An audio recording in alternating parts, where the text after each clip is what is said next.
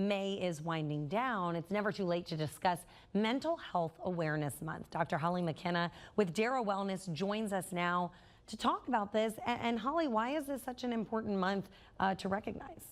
You know, May is Mental Health Awareness Month. It's about decreasing stigma. You know, that's one roadblock we can affect as far as access to mental health.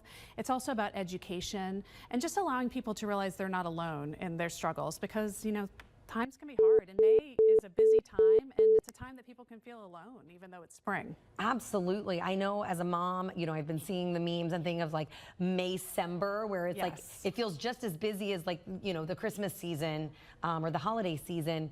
But it's May, it's the end of school, it's the dance recitals. Yes. Everything. So many things. And it's, you know, it's a time when you can be struggling internally, but because it's so busy and because it's spring and everyone's so happy about graduations or whatever, maybe you feel like you're alone in those struggles. And so that's why it's important to have those conversations and for us to kind of bring it to the forefront right Absolutely. Now. Rest assured, we are all stressed this month. Yes, 100%. But if you are struggling, what does that look like? So maybe you can recognize it in a friend or a family member. Yeah, absolutely.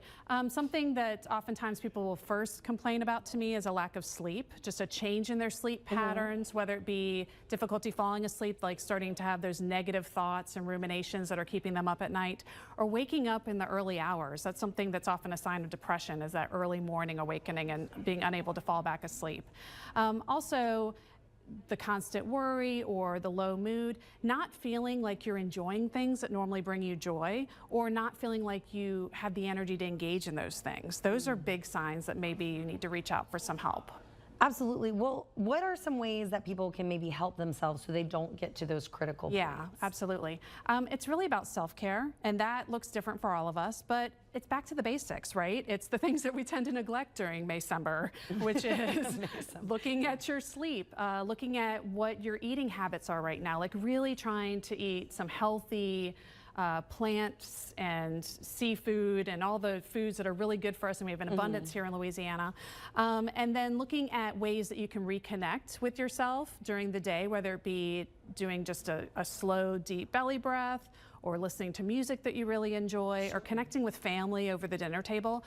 Just ways that you can find that moment to just be in the moment and not so much in your head with all that's going on. Absolutely. You mentioned sleep being an issue.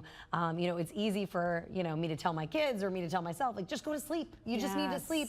But if you're having these struggles, it may be difficult to sleep. Are there some ways we can support ourselves in getting better sleep? Yeah, absolutely. A lot of it is going to be about consolidating your sleep. So as tempting as it is not to be napping during the day, I know, and having a set wake up time, that actually is the part that we can control. We can't really control like when we fall asleep. We can control what we do before we go to bed, but having that set wake up time helps us get on a schedule, and then really make your sleeping area a sanctuary, like lowering the temperature, having the nice blankets and, you know, beautiful bamboo sheets, whatever you want need. To be. Yeah, absolutely. Thank you, Dr. Holly, for all those good tips. And again, May is Mental Health Awareness Month. Absolutely. Thanks so much. All right, well, the number